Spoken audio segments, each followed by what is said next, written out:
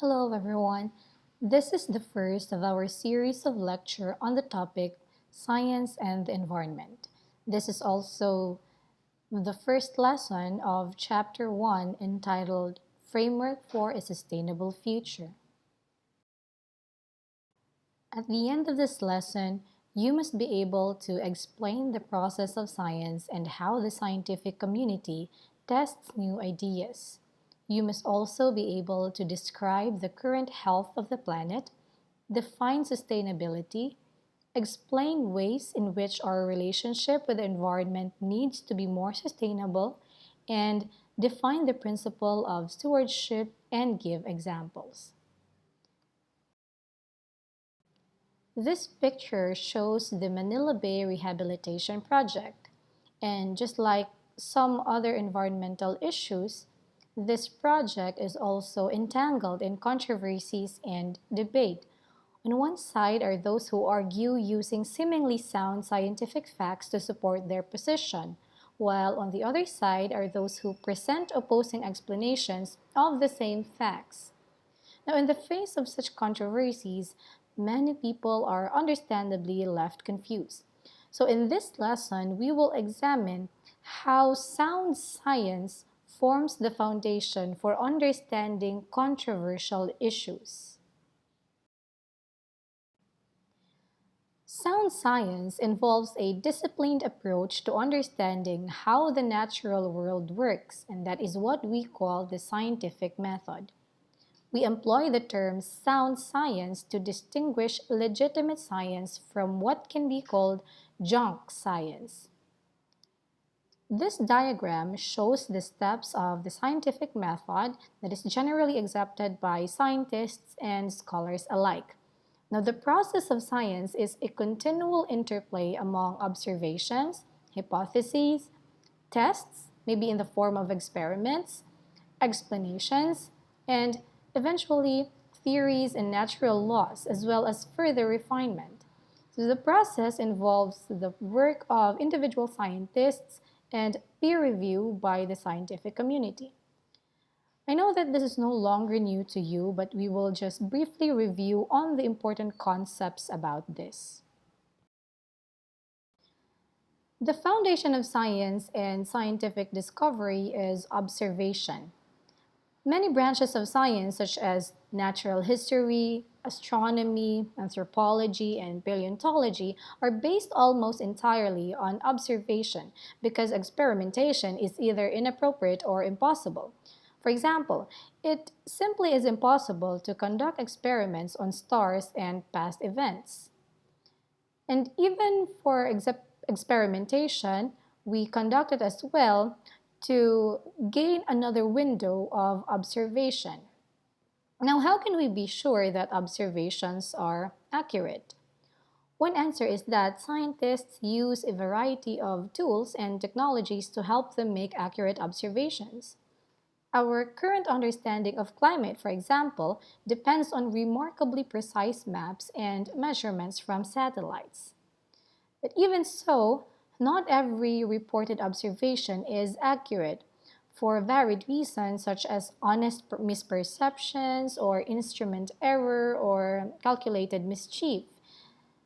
Therefore, an important aspect of science and a trait of scientists is to be skeptical of any new findings until they are replicated. So, from our observations, we ask questions and we identify the problem. And the first step in solving the problem was to make hypotheses or educated guesses as to the cause of the problem. These are tentative explanations that answer a question. So each hypothesis is then tested by making further field observations or by conducting experiments to determine whether or not the hypothesis really counts or accounts for the observed effect.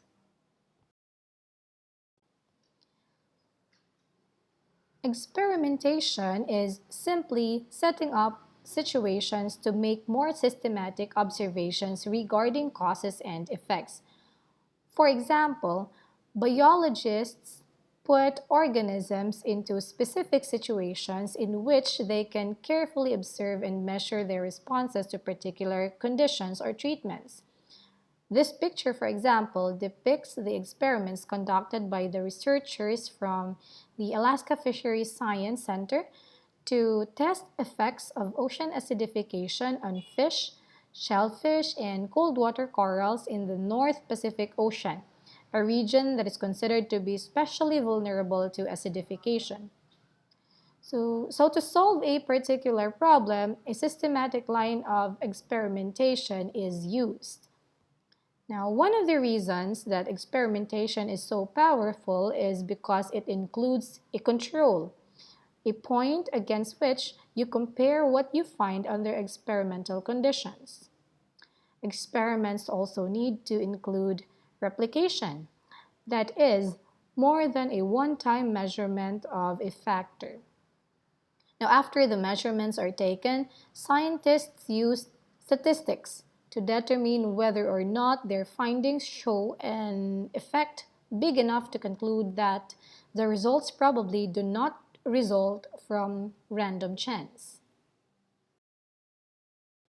Now, various observations, like the pieces of a puzzle, are often put together into a larger picture, and that is what we call a model of how a system works. Models may be mathematical formulas, computer simulations, diagrams, conceptual descriptions, or any other representations.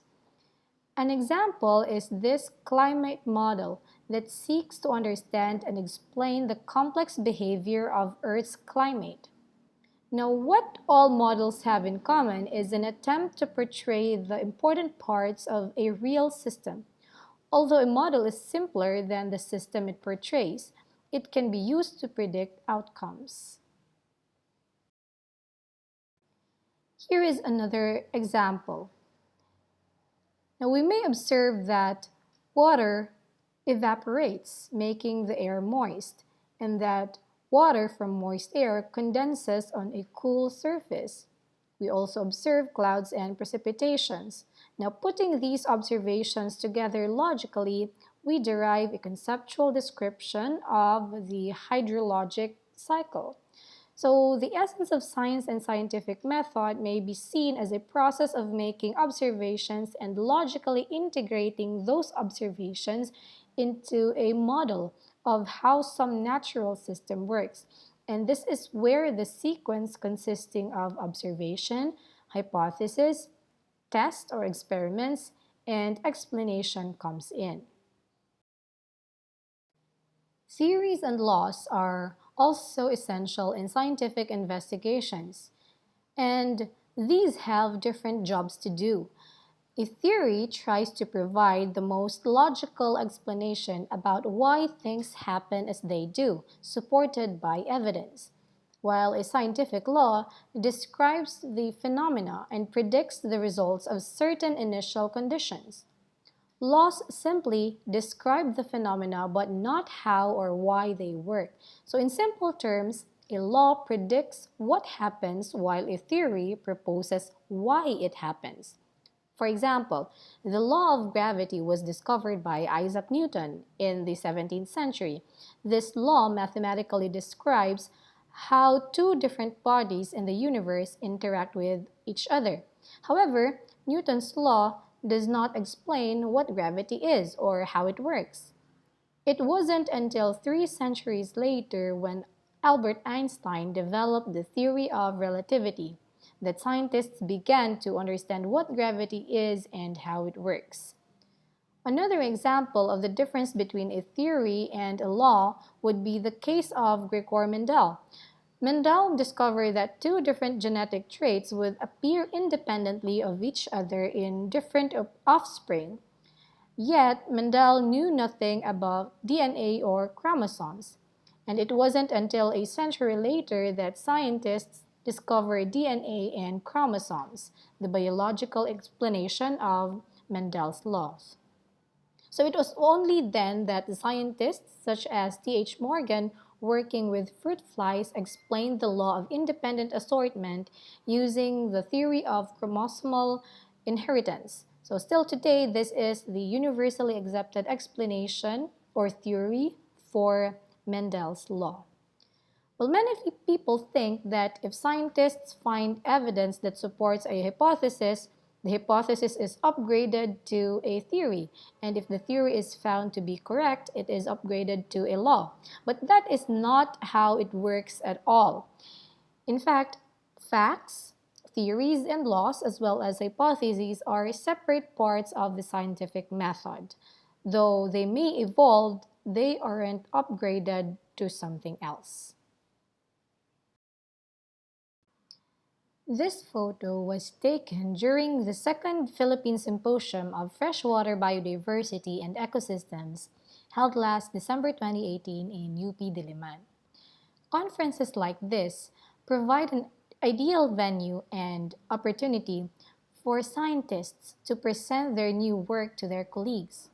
In addition, this allows researchers to hear about what others in their field and related disciplines are doing, talk with colleagues from different institutions around the world, and learn about new research tools and techniques that might be relevant to their work. Now, this is an example of how the process of science and its outcomes take place in the context of a scientific community. Now, the scientific community is a collective body of scientists working in a given field who, because of their competence and experience, establish what is sound science and what is not. Scientists also communicate their findings to each other and to the public by publishing their work in peer-reviewed journals. In the process of peer review, experts in a given field scrutinize the results of their colleagues' work with the objective of rooting out poor or sloppy science and affirming work that is of good quality. In contrast to sound science, there is also what we call junk science. Junk science refers to information that is presented as scientifically valid but that does not conform to the rigors imposed by the scientific community. Junk science can take many forms. It may be a presentation of selective results, meaning picking and choosing only those results that agree with one's preconceived ideas or biases. Politically motivated distortions of scientifically sound information, or the publication of poor work in quasi-scientific or unreviewed journals and books. Quite often, junk science is generated by special interest groups who are trying to influence the public debate about science-related concerns. As a result, the public may consider the junk science to be equally as valid as the sound science. An example of junk science is promoting the scientifically debunked idea that vaccines cause autism, and this misconception is widely believed in the US. Now, whether we are scientists or simply concerned citizens, we can use facets of the scientific method to deal with disagreements about science and to develop our own capacity for logical reasoning. In evaluating issues, you may start by asking these questions. What are the data underlying a particular claim? Can they be satisfactorily confirmed? Do the explanations and theories follow logically from the data? Are there reasons that a particular explanation is favored, and who profits from having that explanation accepted? Is the conclusion supported by the community of scientists with the greatest competence to judge the work? And if not, then it is highly suspect. Now, sound science is absolutely essential to forging a sustainable relationship with the natural world. Our planet is dominated by human actions, and our activities have reached such intensity and such a scale that we are now one of the major forces affecting the rest of our nature. So as a result, the information gathered by scientists needs to be accurate, credible, and communicated clearly to policymakers and the public. So that is why it is very important to evaluate environmental issues.